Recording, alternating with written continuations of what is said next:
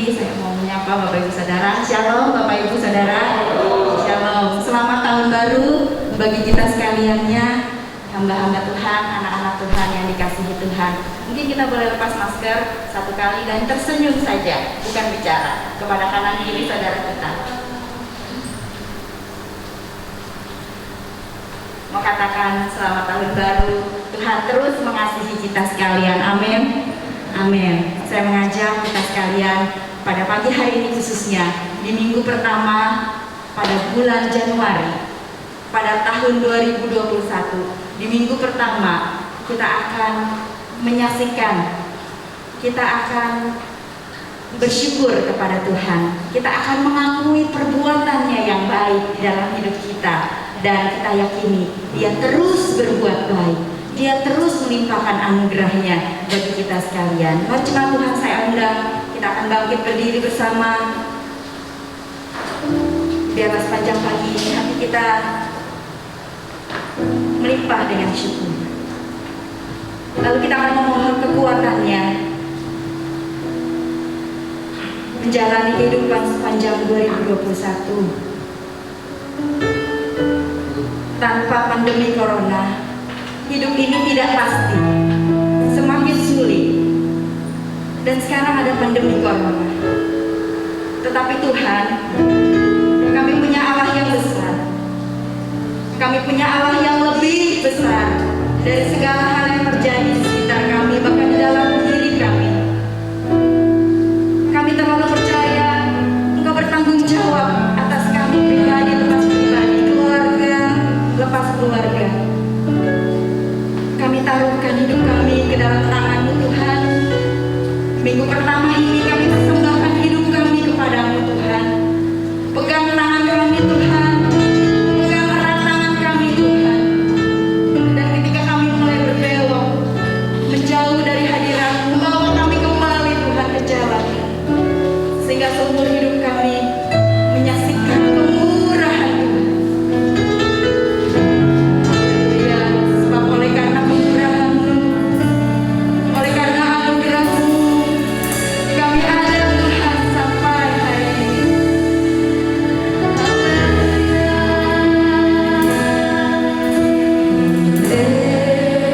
Karena kemurahan-Mu, aku ada Tuhan.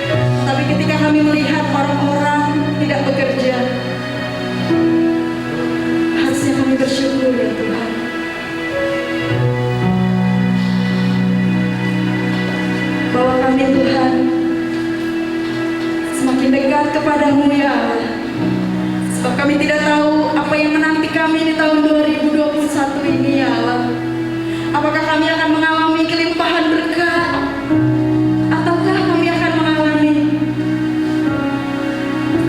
kesedihan, kekurangan. Tapi satu hal yang kami tahu, bahwa Engkau Allah yang bersama kami. Dan kami harus siap, Tuhan. Kami harus siap apapun yang terjadi. Sebab bersamamu kami akan melewati semua. Perkenanan-Mu Tuhan meneguhkan kami. Haleluya. Haleluya. Mari teman-teman boleh duduk kembali dan kita akan angkat lagu ini. Bahwa Dia ada. Engkau ada bersama kami ya Allah. Setiap musim, setiap masa dan waktu hidup kami.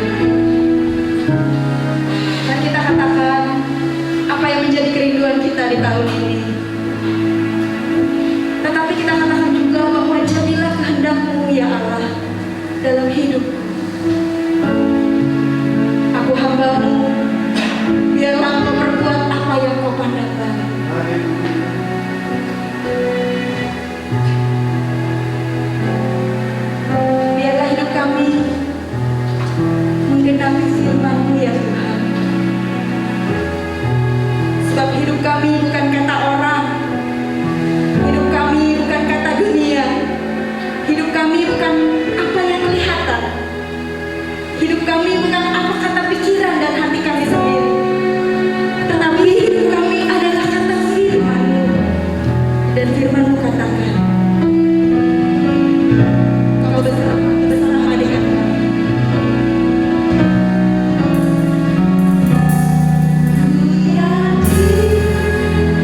Kau berfirman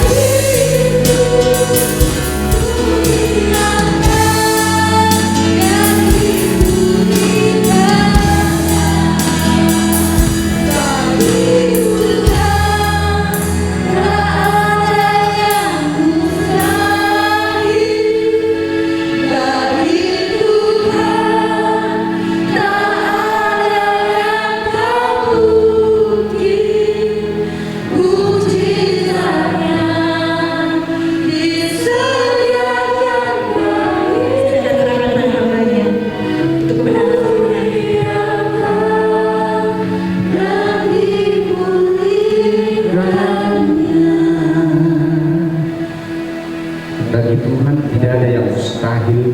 Itu sebabnya Tuhan kami bisa melewati 2020 ini karena pertolongan dan berkat anugerah Tuhan. Tuhan masih mengizinkan kami berada di 2021 ini. Tuhan bukan karena buat dan gagah kami. Banyak orang tidak lagi menjalani tahun 2021. Engkau telah memanggil mereka pulang, dan kami masih diberi kesempatan melewati lembah kegelapan, ketakutan, virus yang mengancam dalam 1 tahun. Bagimu tidak ada yang mustahil. Kami melewati Tuhan bersama dengan Engkau, dan tahun ini juga kami akan lalui bersama dengan Tuhan. Seperti pujian kami, tidak ada yang mustahil bagi Tuhan. Sertai kami Tuhan, pimpin kami, kuatkan dan teguhkan kami Tuhan, supaya kami boleh berkarya untuk Tuhan di tahun 2021. Kemuliaan hanya bagi Tuhan. Sebabnya Tuhan, minggu yang pertama di bulan Januari 2021, hari ini kami mengambil keputusan. Hari ini kami mengambil komitmen di hadapan Tuhan. Hari ini kami mulai bulan dan tahun. Kami mau mengawali dengan baik. Kami mau sungguh-sungguh berubah apa yang telah kami lakukan. Yang banyak kesalahan di hadapan Tuhan, banyak kekeliruan, banyak kemalasan. Oleh sebab itu Tuhan, kami mau berubah seperti kami melewati tahun 2020. Kami mau bersama-sama Tuhan datang ke hadapan Dia. Terima kasih Bapa di surga, terpuji. Dalam nama Yesus kami berdoa dan mengucap syukur. Haleluya. Amin. Amin. Demikianlah perjalanan kekristenan kita, saudara sekalian. Tuhan tidak pernah bilang, nanti tahun Februari kamu begini, kamu sakit ini, tapi kamu percaya tetap Allah dahsyat. Tidak pernah bilang begitu, kan? Tidak pernah. Tiba-tiba kita ada di 2021. Nggak tahu apa yang terjadi. Tapi itulah namanya perjalanan iman, saudara sekalian. Jadi kalau saudara itu tidak memainkan sebuah sinetron yang diatur oleh sutradara, bukan. Kita sedang memainkan perang. Dalam perjalanan hidup inilah kita tahu, oh Tuhan, inilah namanya kehidupan. Nah itu sebabnya kalau kita belajar dari kitab Kejadian, Yusuf itu mengapa dia bisa merespon hidupnya? Banyak persoalan. Apakah Tuhan bilang, Yusuf, nanti kamu akan diusir dari keluargamu, dibenci saudaramu, dan kamu akan dijual, dimasukkan ke sumur, kemudian kamu nanti di penjara, kamu difitnah? Tuhan tak pernah ngomong begitu sekali. Dijalani hidup itu. Nah itu sudah dikatakan bahwa kita merespon positif. Nah khotbah kita hari merespon positif itu ya, merespon positif. Dan perjalanan hidup, bagaimana respon saudara? 2020 kemarin bagaimana respon kita ya? Jadi kita mau supaya kita itu memiliki sebuah respon. Dalam pemeliharaan Tuhan itu kita mesti memiliki sebuah respon yang positif. Ya sekarang kalau orang positif itu ketakutan. Corona positif, rapid test positif, ketakutan kan? Maunya negatif gitu ya, negatif. Kalau negatif senang ya. Saya dulu waktu beberapa bulan yang lalu ya, saya dikategorikan kena COVID, saudara sekalian. Kena COVID. Jadi waktu kita keluarga ke Bandung itu, saya bersama Pak Alik itu, saya dipulangin karena saya tuh dibilang Bapak reaktif. Jadi waktu saya tes gitu, wah garisnya juga gitu ya. Wah saya bilang ini setahaya ya. Bapak harus pulang katanya. Saya pulang. Saya pulang sekalian. Tapi rupanya itu sudah lama kejadian itu. Beberapa minggu sebelumnya itu saya udah sakit, mengalami seperti orang itu kalau makan itu nggak ada rasanya. Saya ketemu Pak Yonatan, saya ngobrol dengan beliau, sama persis. Tapi setelah beberapa minggu saya ke Bandung, itu masih ada. Dia bilang, dokternya bilang ini Pak, karena yang nanti kita kan dokter semua kan, Bapak kayaknya ini sudah ada, sudah pernah ini, jadi bukan baru-baru ini aja, kata tidak, dilihat dari hasil tesnya. Ya sudah saya pulang dari Bandung, begitu mau masuk hotel saya dites, nggak bisa, pulang saya naik bus. Puji Tuhan kan, tapi sehat sekali. Nah kita nggak tahu apa terjadi sekalian. Nah saudara, kita akan belajar dari sebuah kebenaran firman Tuhan. Untuk menjadi 2021, kita akan belajar dari tema yang diberikan kepada kita minggu pertama ini. Keluaran pasal yang ke-14 ayat yang ke-7, saya akan bacakannya. Ia membawa 600 kereta yang terpilih, ya segala kereta Mesir, masing-masing lengkap dengan perwiranya. Demikianlah Tuhan mengeraskan hati Firaun raja Mesir itu, sehingga ia mengejar orang Israel, tetapi orang Israel berjalan terus dipimpin oleh tangan yang dinaikkan. Adapun orang Mesir segala kuda dan kereta Firaun, orang-orang berkuda dan pasukannya mengejar mereka dan mencapai mereka pada waktu mereka berkemah di tepi laut dekat Pihahirot di depan Baal Zebul.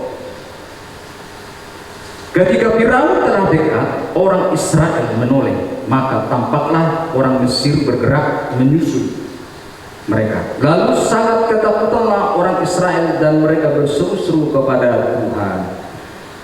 Dan mereka berkata kepada Musa, apakah karena tidak ada kuburan di Mesir, maka engkau membawa kami untuk mati di padang gurun?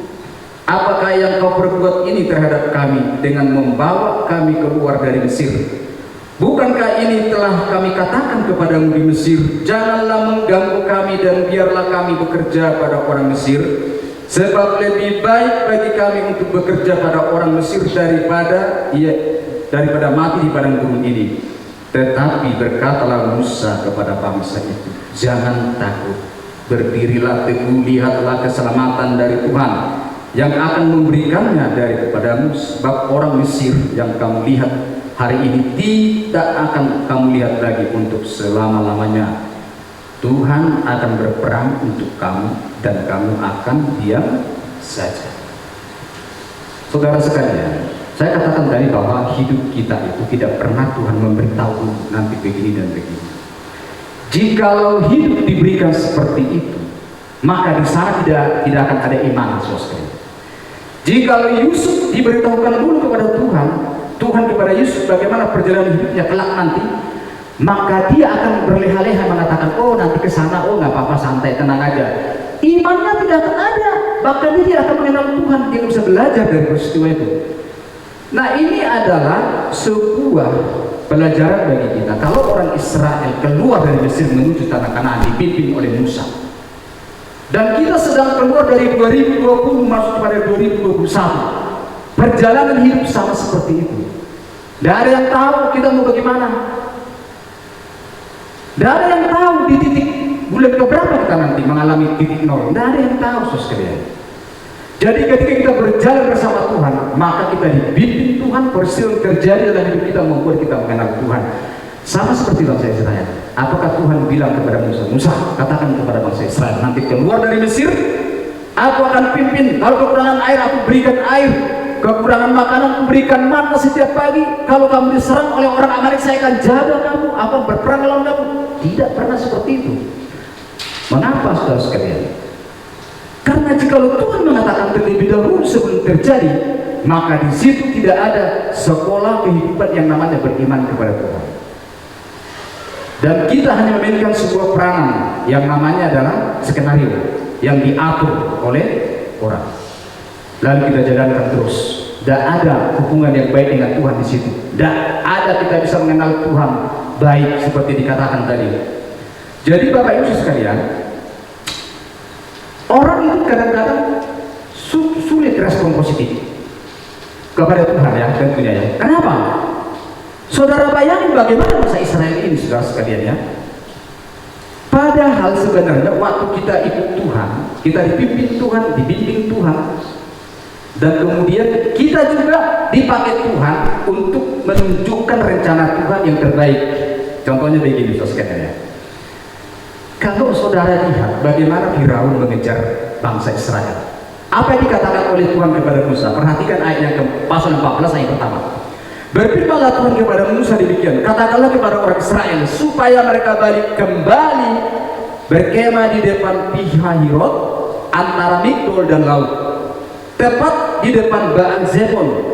Berkemahlah kamu di tepi laut. Perhatikan, maka Firaun akan berkata tentang orang Israel, mereka telah sesat di negeri ini, padang gurun telah mengurung mereka. Aku akan mengeraskan hati Firaun sehingga ia mengejar mereka, dan terhadap Firaun dan seluruh pasukannya aku akan menyatakan kemuliaanku sehingga orang Mesir mengetahui bahwa akulah Tuhan. Lalu mereka berbuat demikian. Perhatikan ya. Jadi waktu Tuhan ingin membuat rencana yang indah, kebesaran namanya kepada Firaun, dipakai orang Israel. Dipakainya bagaimana? Berbaliklah kamu kembali ke arah yang lama, yaitu di tempat sebuah Pihahirot. Ini adalah perkemahan bangsa Israel yang ketiga setelah keluar dari Mesir. Perkemahan yang ketiga, harusnya mereka akan maju ke perkemahan yang keempat, tapi Tuhan bilang kembali. Tujuannya apa saudara sekalian? Dikasih kesulitan untuk bangsa itu, padahal Tuhan ingin memancing Firaun supaya Firaun mengejar mereka, dan akhirnya Firaun datang ke padang gurun dan mereka berpikir bahwa orang Israel sudah tersesat, lalu kita kejar kembali, gak ada jalan lain. Sebenarnya waktu Firaun berpikir seperti itu, maka kita mengatakan Tuhan mengeraskan hatinya, lalu dia mengejar bangsa itu. Nanti kita lihat bagaimana cara Tuhan membunuh orang Mesir, termasuk Firaun dan tentaranya, dipakai bangsa Israel. Tapi persoalannya yang Tuhan pakai adalah orang Israel yang bebal. Orang Israel belum mengenal Tuhan. Orang Israel tidak punya respon yang baik kepada Tuhan, padahal Tuhan ingin memelihara hidup mereka. Tuhan ingin menolong hidup mereka, tapi responnya itu, perhatikan respon yang dikatakan oleh bangsa Israel. Dan mereka berkata kepada Musa, apakah karena tidak ada kuburan di Mesir, maka engkau membawa kami untuk mati di padang gurun ini? Apakah yang kau berbuat ini terhadap kami dengan membawa kami keluar dari Mesir? Bukankah ini telah kami katakan kepadamu di Mesir, janganlah mengganggu kami dan biarlah kami bekerja pada orang Mesir, sebab lebih baik bagi kami untuk bekerja pada orang Mesir daripada mati pada gurun. Banyak orang Kristen seperti ini, susah. Orang Mesir itu mental budak. Yang penting ada makanan, yang penting aku sehat, yang penting aku dapat duit, beres. Ini mental budak, susah sekalian. Orang Israel ini gak bisa melihat pertolongan Tuhan di tengah kesulitan. Selalu mereka lihat ke belakang. Respon mereka kepada pemeliharaan Tuhan adalah tidak baik. Orang yang tidak memiliki respon yang baik kepada Tuhan selalu bersungguh-sungguh. Saya perhatikan ini bagaimana dikatakan tadi, waktu bangsa itu disuruh berkemah, karena mereka belum tahu dan Tuhan tidak kasih tahu apa yang terjadi. Hanya diberitahukan kepada Musa bahwa bangsa Israel akan kembali datang. Mereka menganggap kamu tersesat, maka mereka akan mengejar engkau. Dan sebenarnya Tuhan ingin memusnahkan orang Mesir dan Firaun, tapi orang Israel tidak mengerti itu. Apa maksud Tuhan mengatakan kepada bangsa Israel kepada Musa? Tuhan ingin mendidik orang Israel di padang gurun. Salah satu kita bisa mengenal Tuhan adalah di padang gurun. Musa 40 tahun di padang gurun berjumpa dengan Tuhan. Padang gurun adalah di mana Allah mendidik orang Israel supaya mereka mengenal Tuhan, bukan di Taman Eden. Di Taman Eden waktu Adam dan Hawa jatuh, ada pohon-pohon yang banyak jatuh, semua berlimpah di sana, ada makanan, sejuk, tempat indah luar biasa. Tapi saudara sekalian, dia jatuh di situ, jatuh di tempat yang indah, tinggal makan buah. Dia tidak bisa mengenal Tuhan dalam kelimpahan. Ketika setan datang menggoda dia, maka dia hancur. Tapi ingat Tuhan Yesus dicobai dalam Matius 4 di padang gurun. Apa yang dikatakan? Ada 3 pencobaan di padang gurun yang dilalui oleh Tuhan, sama dengan yang dilalui oleh Adam dan Hawa. Cuma tempatnya berbeda, esensinya sama, tujuannya sama, tawarannya sama, tapi tempat yang berbeda. Padang gurun dan Taman Eden. Nah, Tuhan selalu bicara kepada umat dari Taman Eden. Kalau saudara punya kesulitan 2020, itu sebenarnya Tuhan sedang melatih saudara. Tuhan sedang mengajar kita, mendidik kita. Kalau orang Mesir ini adalah sekolahnya di Mesir, orang Israel sekolah di Mesir, apa yang mereka dapat? Kekerasan, perbudakan, dikasih makanan, dikasih berlimpah. Setelah dia miliki, Firaun hanya mengharapkan tenaga mereka, saudara. Tidak mau ayat berkembang, itu Firaun perbudakan. Saudara jangan mau hanya ini tenang, bisnis lancar, usaha ada, kopi tidak ada. Jangan, saudara akan bisa mengenal Tuhan di tengah-tengah kesulitan. Amin. Ini penting saudara. Kenapa kemudian Tuhan pakai bangsa Israel? Nah, Tuhan ingin mengajar bangsa Israel bagaimana musnahnya Firaun nanti. Alkitab mengatakan bahwa Tuhan mengeraskan hati Firaun. Arti kata mengeraskan di sini bukan begini. Oh, saya keraskan hatimu ya, biar kamu mampus. Bukan begitu. Jadi kalau mengeraskan hati artinya apa? Tuhan sedang mencabut anugerah itu dari Firaun. Kalau saudara ada hari ini nggak kena COVID, tangan Tuhan masih ada menopang saudara. Kalau saudara nggak ditopang tangan Tuhan, saudara jalan di jalan lain tabrak saudara. Tapi karena Tuhan menopang kita, ada di dalam tangannya saudara. Oh, lagi naik pesawat tiba-tiba ada planet terbang. Saudara lihat ya, betapa banyak planet itu bisa diatur oleh Tuhan, ditopang oleh Tuhan, tidak bertabrakan. Betapa banyak pesawat terbang itu saudara jarang bertabrakan, diatur dengan baik, manusia bisa mengatur pada Tuhan. Semua ditopang. Tapi begitu topangan itu ditarik, artinya Pak Firaun sedang melakukan apa yang dia pikirkan, yang dia inginkan. Tuhan tidak menjaga dia. Kalau saudara tidak dijaga Tuhan, mungkin kita sudah ada di tempat yang lain. Dijaga loh saudara, dilindungi saudara. Jangan main-main. Sebagaimana Tuhan mengatakan kepada bangsa Israel, aku akan menjaga kamu, aku akan melindungi kamu. Tahun depan apakah akan kita berkelimpahan? Tuhan tidak pernah berjanji. Apa kita akan sakit? Tuhan tidak pernah berjanji. Apakah kita miskin? Tuhan tidak pernah berjanji. Apa kita kaya? Tuhan tidak pernah berjanji. Tapi Tuhan selalu memimpin kita di dalam persoalan hidup kita. Dia akan sertai dan dia akan jaga kita. Respon positif kepada Tuhan sangat diperlukan. Bagaimana bangsa Israel respon positif? Mengenal Tuhan pun kagak. Keluar dari Mesir tubuh, tapi pikirannya ada di Mesir.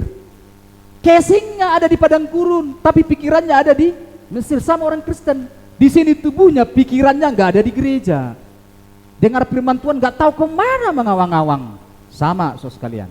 Jadi orang Israel ketika berangkat dari Mesir,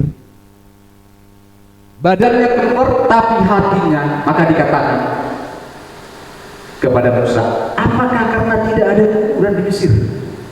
Ketika kesulitan datang, begitu dia lihat orang Mesir mengejar mereka, lalu mereka ketakutan. Waduh, sepertinya ini matilah kita. Kenapa? Karena bangsa Israel sudah tahu kekejaman Firaun. Berapa ratus tahun mereka diperbudak, banyak mereka diperlakukan tidak adil, tapi mereka lebih memilih tinggal di Mesir daripada di padang gurun. Padahal di padang gurun sekolah di mana mereka mengenal Tuhan.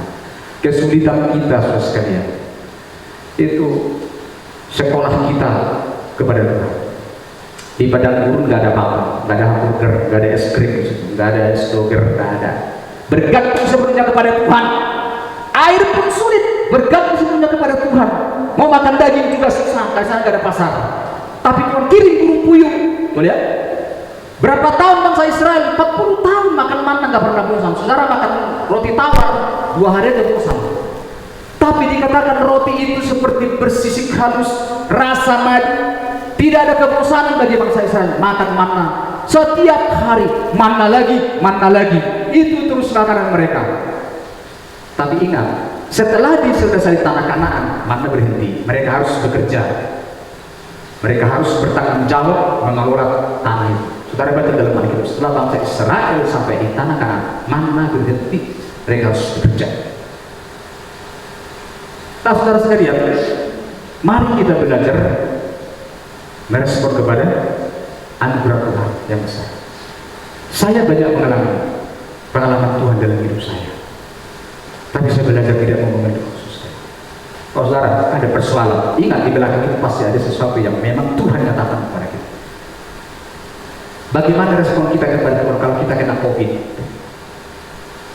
Kalau saudara bilang, oh kena COVID orang nggak percaya Tuhan, justru pendeta yang percaya Tuhan langsung Tuhan mati.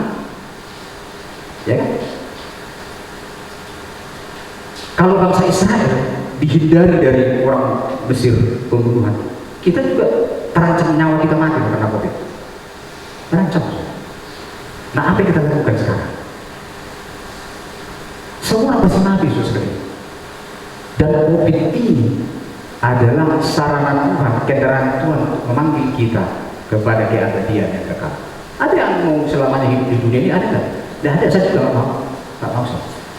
Nah, kalau kita kena penyakit itu, misalkan kita mati, ingat ya, firman Tuhan bilang, sehelai rambut pun terhitung, burung pipit di udara pun terhitung, rambut kita terhitung, apalagi saudara yang punya segambar dengan Tuhan dihitung. Tapi persoalannya kalau saudara mati, berjumpa dengan Tuhan, ya, kenapa saudara takut mati? Saudara masih mencintai dunia ini. Saudara masih enak di dunia ini, oh masih menikmati. Nah, mati saudara. Jadi kalau dengar kena COVID langsung ketakutan, enggak.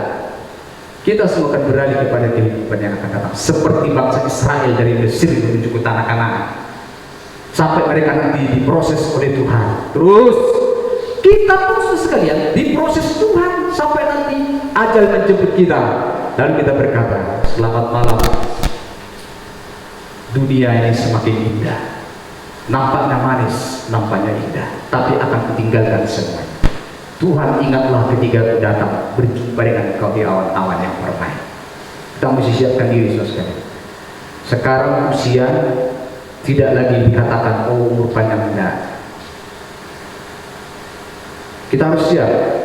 Kalau saudara kena berdoa sama Tuhan, siapkan diri untuk kau bisa dipanggil di dalam keabadian. Saudara sekalian, nah bagaimana respon kita nanti ke depan? Kita sudah tahu persoalan bangsa Israel tadi ya. Dan Tuhan mengeraskan hati Firaun. Akhirnya semua bangsa itu musnah semua, mati semua. Dan dikatakan adalah Firaun membawa segala kuda dan kereta berat orang-orang yang berkuda dan pasukannya mengejar mereka dan mencapai mereka pada waktu mereka berkemah di tepi laut. Dikejar. Kenapa? Firaun masih memerlukan mereka untuk bikin batu bata. Dunia masih mengejar kita, saudara, dipengaruhi kita. Iblis mensukkan dirinya di dalam kesejahteraan hidup, tetapi hidup yang jauh dari Tuhan. Iblis mensukkan dirinya kepada sesuatu yang dicari oleh manusia. Bayangkan, lalu terpanah kepada bisikan iblis, rayuan yang dikatakan kepada Yesus, seluruh isi dunia diberikan kepada Yesus, dikatakan sembahlah aku. Disukkan dirinya. Hati-hati saudara sekalian ya. Nah, supaya kita itu bisa berkenan di hadapan semua mati. Firaun mati, orang berkuda juga mati semua. Lalu kemudian apa yang dikatakan oleh Musa? Ada 4 hal yang harus kita hadapi tahun 2021. Yang pertama adalah yang ingin kita hadapi, yang menjadi jaminan untuk kita 2021 sehingga kita tetap bisa merespon hidup kita apapun yang terjadi yang Tuhan izinkan, kita merespon dengan positif. Yang pertama adalah perhatikan apa yang dikatakan oleh Musa di dalam ayat yang ke-13. Tetapi berkatalah Musa kepada bangsa itu, janganlah takut. Ini sebenarnya itu bahasa-bahasa yang boleh dikatakan janganlah takut. Tapi orang ini yang mengatakan ini adalah Musa yang pernah dipimpin Tuhan 40 tahun di padang gurun, berbicara kepada Firaun, membawa 10 tulah menghajar dewa orang Firaun. 10 tulah ada 10 dewa. Dia berdiri di hadapan Firaun berkata, jangan takut. Waktu itu Musa takut. Aku tidak berani, nggak pegang lidah saya, nggak bisa ngomong katanya. Sama seperti mungkin orang Israel, sama seperti kita. Tapi Tuhan bilang memperlengkapi dia, tangan taruh di saku menjadi ustaz, tongkat melempar menjadi ular. Tuhan didik Musa ini, diajar Musa ini sampai dia mengenal Tuhan. Sampai api keluar dari semak duri, memperkenalkan dirinya kepada Musa. Setelah itu dipulihkan, diperlengkapi, maka dia berjalan. Dan apa pengalaman yang dari Tuhan itu dia bawa kepada Firaun, itu bisa dihadapi oleh Musa. Nah, itulah yang dikatakan oleh Musa kepada bangsa Israel. Artinya gini, jangan takut, kamu udah tahu apa membawa kamu keluar dari Mesir. Bagaimana mereka melarang, bagaimana tulah 10, 1 dan 10 menghajar dewa orang Mesir. Dia sudah mengingatkan jangan takut. Tapi orang Israel debat. Mereka hanya melihat, tidak mau kesulitan, yang mau enak-enak aja, nggak mau persoalan, nggak mau tantangan, nggak mau rintangan. Dia mau buat instan. Musa pun sudah mengalami itu sekali. Jangan takut. Maksudnya bagaimana Pak? Kalau begitu saya nggak perlu takut, Pak. Boleh takut. Takut itu adalah berarti kita bertanggung jawab terhadap diri kita. Kita boleh takut itu berarti karena kita perlu Tuhan, makanya kita takut. Kalau saudara tidak pernah takut, saudara nggak perlu Tuhan. Yesus beritahu ke semuanya, dia berdoa sekali dengan peluh. Dia takut, bukan takut seperti itu dikejar anjing. Ya. Takut artinya adalah pertama, siapa yang bisa melarang ketakutan di dalam pikiran kita? Tidak ada. Tapi kalau jangan ketakutan itu menguasai kita. Lawanlah ketakutan, maka dikatakan jangan takut. Takut orang tidak mengenal Tuhan dengan takut kepada orang yang mengenal Tuhan beda. Ada seorang teolog berkata begini, kita mesti membedakan takut kepada Tuhan atau ketakutan orang yang tidak percaya kepada Tuhan. Kalau takut orang yang tidak percaya, takutnya itu beda. Dia takut bahwa Tuhannya itu menghukum dia, orang itu membalas dia. Dia takut, dia melakukan segala sesuatu karena dia takut. Dia melakukan pekerjaan karena takut sama bosnya. Bukan seperti itu yang dikatakan. Takut adalah jikalau Tuhan menarik anugerahnya dari diri kita. Takut kalau aku mengecewakan Tuhan. Takut kalau saya buat Tuhan marah. Kalau saya sakiti dia, saya merasa takut. Gitu ya. Seorang anak kalau takut kepada bapaknya, dia takut mengecewakan bapaknya. Takut seperti itu. Bukan takut yang kalau saya nggak percaya Tuhan yang saudara bukan seperti itu. Takut melakukan hal yang tidak berkenan kepada Tuhan. Jadi kita mesti takut kepada Tuhan seperti itu. Jadi dalam ketakutan itu ada satu hal yang Tuhan ajarkan kepada kita. Yang kedua dikatakan berdirilah, tetap berdiri. Bagaimana Musa mengatakan berdirilah kepada bangsa itu? Karena dia pernah mengalami juga getar dari Firaun. Ya, waktu dia membunuh orang Mesir, lari kepada gunung. Ya, dia takut. Ya, dia gentar.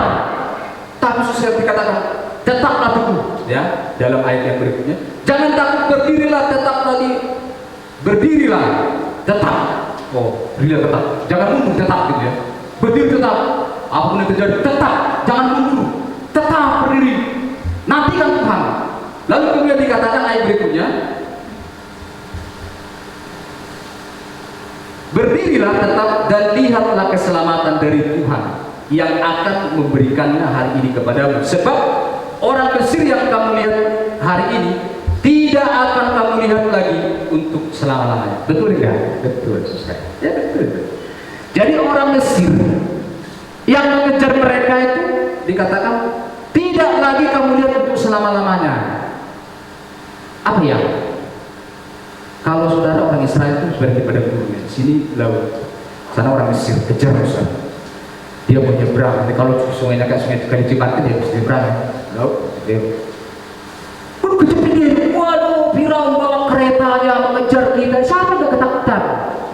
Saya sudah takut kalau nggak ada posisi seperti itu saya lihat. Ketakutan artinya apa? Laut siap menyerang kita. Kalau kita mundur, Firaun menghajar kita. Kalau kita tetap bagaimana? Musa bilang tetap berdiri. Kamu akan melihat bagaimana pertolongan Tuhan, gitu ya. Apa yang Tuhan berikan? Perhatikan ayat terakhir. Tuhan akan berperang untuk kamu dan kamu akan diam saja. Tak perlu kamu melawan orang Israel. Tak perlu.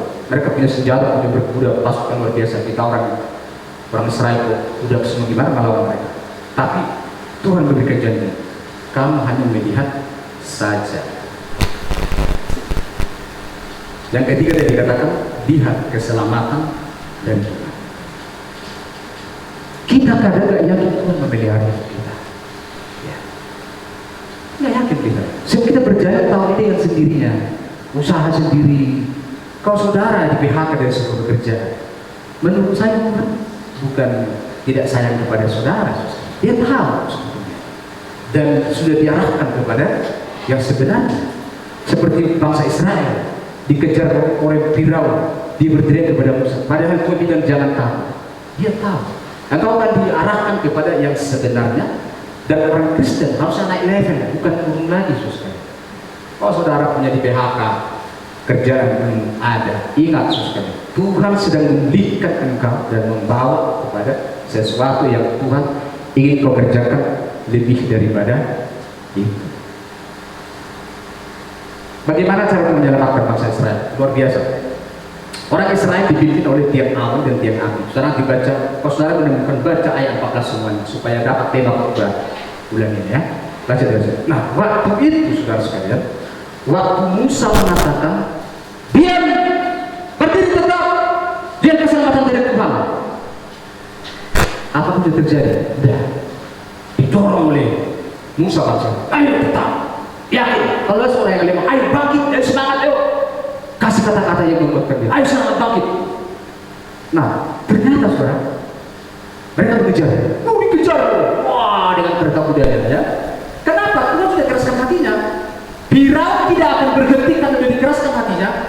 sudah dicabut, dia tetap melakukan pekerjaan itu walaupun menurut dia itu benar. Sama seperti dikatakan, melakukan hal yang tidak baik menurut dia kebenaran akan dia lakukan. Orang lain bilang itu salah, tapi karena Tuhan sudah cabut anugerah itu, seolah dia yang lakukan itu benar menurut pikirannya dia, maka dia lakukan. Maka dikatakan kalau dia melakukan itu, dia dapat pahala. Iblis, Tuhan sudah cabut anugerah dari dia, makanya tidak bisa berubah iblis, tidak bisa berubah iblis, tidak bisa, karena dia lakukan itu adalah benar. Menurut dia Yesus salah, menurut dia orang Kristen salah, dia yang benar. Anugerah sudah dicabut, tidak bisa membedakan mana yang benar, mana yang tidak benar. Dicabut anugerah itu, hatinya keras, dikejarlah bangsa Israel. Waktu dikejar saudara sekalian, mereka disuruh lari ke laut, gitu ya, arah laut. Dan kemudian orang Mesir mengejar dia dengan kuda. Bayangkan saudara sekalian, 2 juta orang berjalan kaki, anak kecil, domba, kereta berkuda mengejar mereka. Siapa yang gak ketakutan? Tapi sembari dia berjalan, Tuhan turun tangannya menolong orang Israel. Apa yang dilakukan oleh Tuhan? Saudara baca selanjutnya, tiang awan yang dulu itu ada di depannya orang Israel, maka berbelok ke belakang, jadi berada di antara tentara Mesir dengan tentara Israel. Di tengah tiang awan. Jadi tiang awan itu membuat suasana gelap di padang gurun, padahal masih siang. Kegelapan Alkitab mencatat, saudara baca ya. Waktu awan turun ke belakang, berbalik ke belakang, jadi antara tentara Mesir dan orang Israel, tiang awan di tengah membuat suasana padang gelap. Sama seperti Yesus di tangan di Golgota jam 3, gelap gulita, gak ada yang bisa melihat. Di padang gurun itu terjadi, saudara sekalian. Tuhan itu ada di situ melindungi bangsa Israel. Kalau Yesus mati disalib, gelap jam 3 menyelamatkan manusia berdosa. Di padang gurun dia sudah melakukan pekerjaan yang besar, menjadi gelap tempat itu menyelamatkan orang Israel. Lalu apa terjadi? Orang Mesir merasa gelap, gak bisa melihat satu dengan yang lain. Mereka diam, menunggu sampai besok pagi karena dia sudah gelap, padahal masih siang. Saat malam-malaman itulah Tuhan memimpin bangsa Israel, berkata kepada Musa, taruhlah tangan, rentangkan di tengah laut, lalu laut itu terbelah. Semalam-malaman gelap, orang Mesir menunggu sampai besok, mereka jalan malam itu juga, padahal masih siang, sampai selesai. Sudah perhatikan, apakah mereka selesai menyeberang satu malam? Tidak. Begitu terang mereka datang mengejar, sampai akhirnya maka dikatakan Musa tadi, lihatlah pertolongan dari Tuhan, bahwa kamu tidak akan melihat orang Mesir lagi.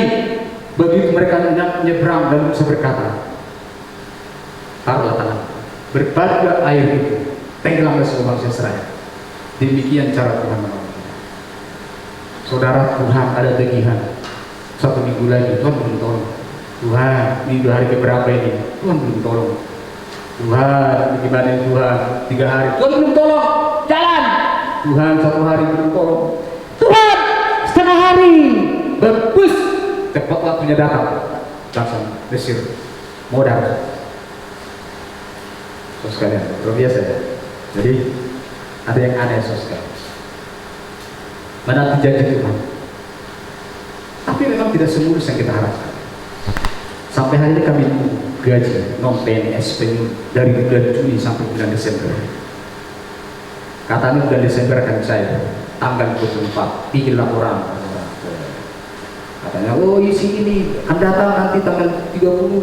Nggak ada sama sekali. Oh jangan-jangan 31 akhir bulan juga tidak ada.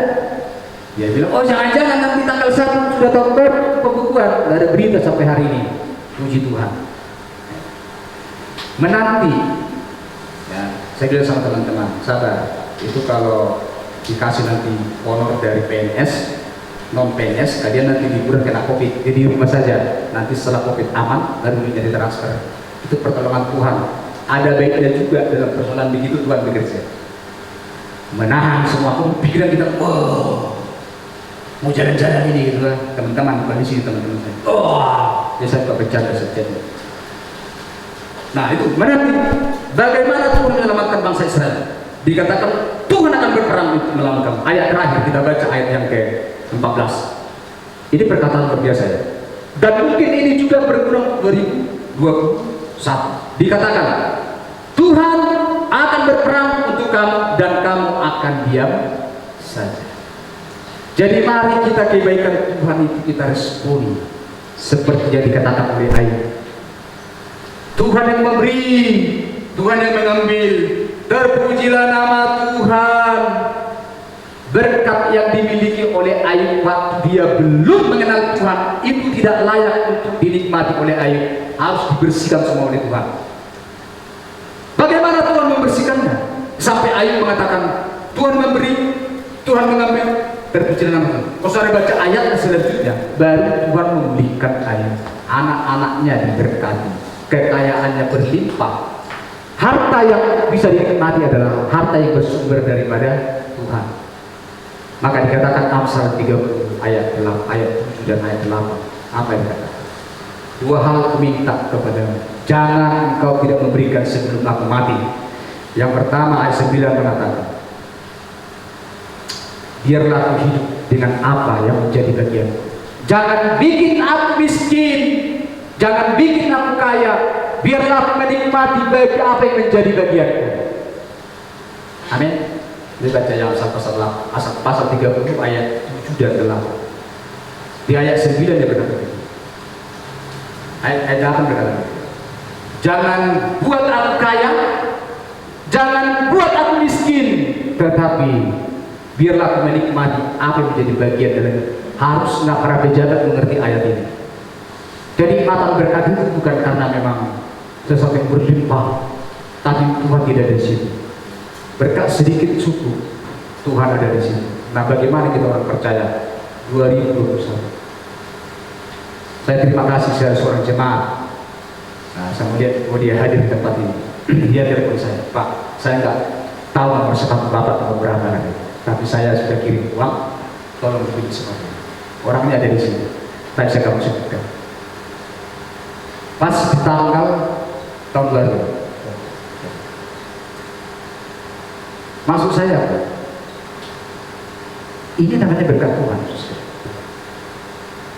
Jadi kita di 2021 belajar terhadap sesuatu di dalam Al-Quran. Ya, berkat Tuhan membuat kita kaya, susah payah tidak menambahi. Saya alami sudah sekali dalam pelayanan. Saya tahu bagaimana pertolongan Tuhan. Ada kesulitan ada persoalan ada, tapi Tuhan memberkati orang-orang dan juga memberikan berkat kepada hamba-hambanya.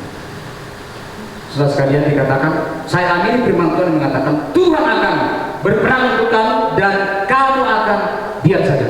Artinya apa? Responmu yang positif, Tuhan. Apapun yang terjadi, Tuhan, terima kasih.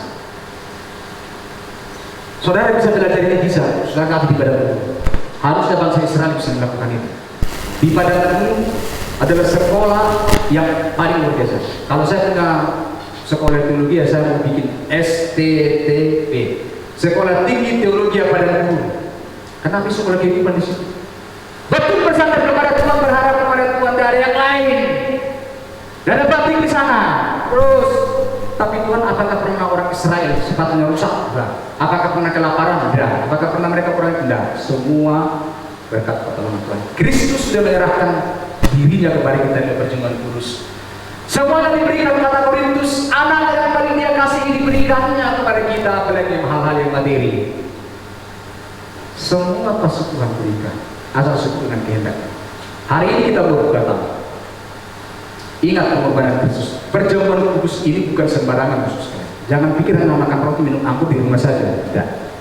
Ini sakramen yang selalu Bapak Gereja buat mengenang kebaikan Tuhan. Dia pernah mati dan bangkit menyelamatkan hidup kita. Roti dan anggur. Kalau orang Katolik berbeda dengan orang Tuhan. Kalau Katolik Ekaristi Tuhan seperti itu, roti itu betul-betul Kristus. Dan darah itu adalah anggur yang sudah dirubah menjadi darah Kristus. Apa Alkitab kurang pas? Alkitab mengatakan ini adalah lambang tubuh Kristus, roti di tangan menjadi lambang tubuh.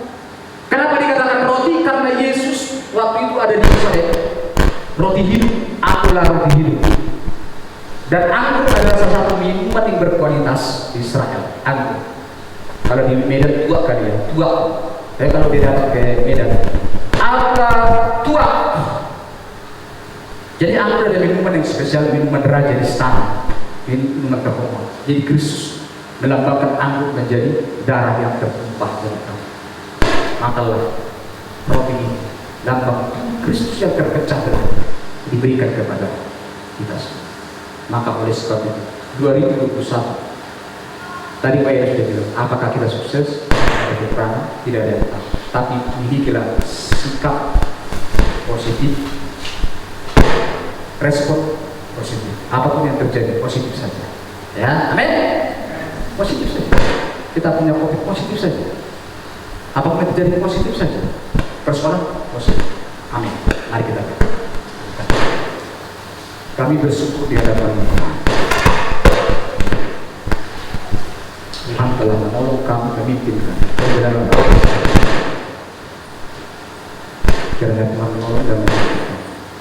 Dan kami akan melakukan perjalanan kudus.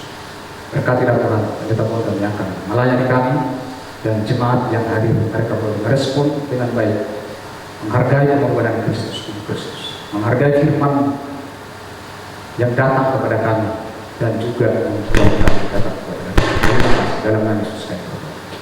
Amin.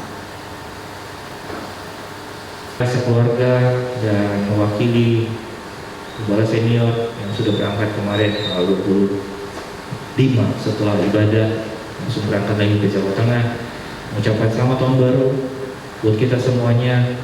Biarlah tahun yang baru ini jadi harapan yang Bapak Ibu Saudara akan kerjakan dan harapan yang disertai Tuhan, supaya biarlah kiranya semuanya kita semua bisa menikmati berkat Tuhan dengan baik tahun 2021. Mari bangkit berdiri bersama-sama, kita akhiri ibadah kita hari ini.